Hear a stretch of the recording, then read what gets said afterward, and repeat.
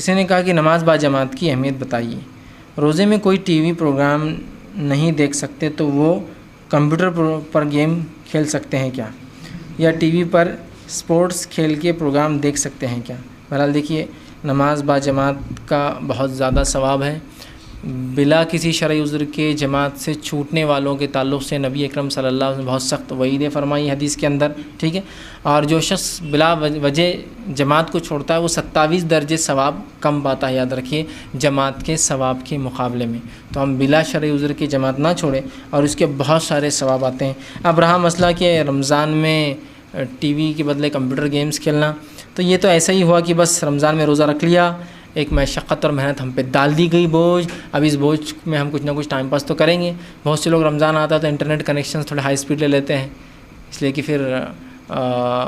کیا بولیں گے اس کو، ملٹی پلیئر گیمنگ چلتے رہیں گی رات بھر دن بھر، تو اس میں نہیں گزر جائیں گے۔ کچھ لوگ ہوتے ہیں جو رمضان میں رات بھر جاگتے ہیں، ٹھیک ہے، عبادت کے لیے کوئی جاگے، ضرورت ہے جاگے، لیکن اس کے بعد جو سوتے ہیں تو سیدھا عصر میں اٹھتے ہیں، پھر ظہر نہیں پڑھتے ہیں، عصر میں اٹھتے ہیں اور عصر میں اٹھ کے پھر وہ کیا اور پھر رات بھر جاگتے ہیں اور پھر اسی طرح سے معمول ہوتا ہے۔ تو ان کے لیے بس رمضان ایک ایسا مہینہ ہے، سب روزہ رکھ رہے ہیں، ہم کو بھی رکھنا ہے، بس گزارنا ہے اور چل رہا ہے۔ نہیں، رمضان اور غیر رمضان کبھی بھی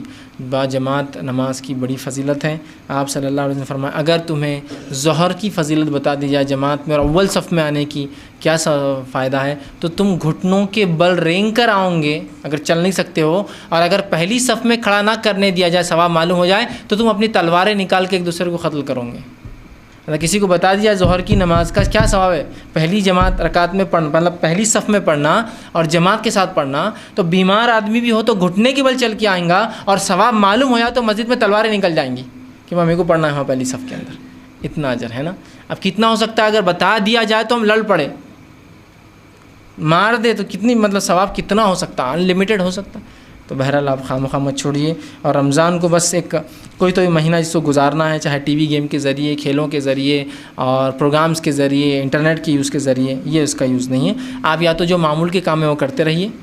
اس سے کچھ زیادہ عبادت کر سکتے وہ کیجیے، لیکن اللہ کے لیے مت کیجیے کہ آپ اس طرح سے رمضان کو برباد کریں۔ ایٹ لیسٹ وہ آدمی جو اپنے حلال روزی کمانے میں اور اس میں لگائے، وہ تو بھی ایک اچھی کام میں شمار ہوگا، بنسبت اس کے کہ رمضان میں روزے رکھ کے گیم کھیلے۔ تقوی حاصل کرنے کے مہینے میں تو آپ جو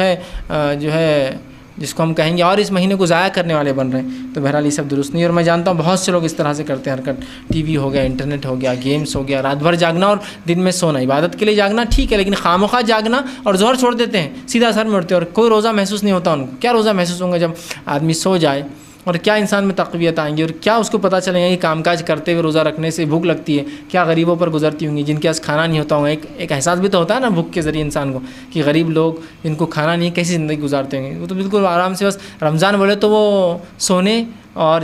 روزے رکھنے کا مہینہ ہوگا، جاگنا اور سونا، اور اس کے علاوہ کچھ نہیں۔ تو بہرحال اس معاملے میں احتیاط کریں اور رمضان کے حقیقی فائدہ اٹھانے کی ہم جو ہے کوشش کریں۔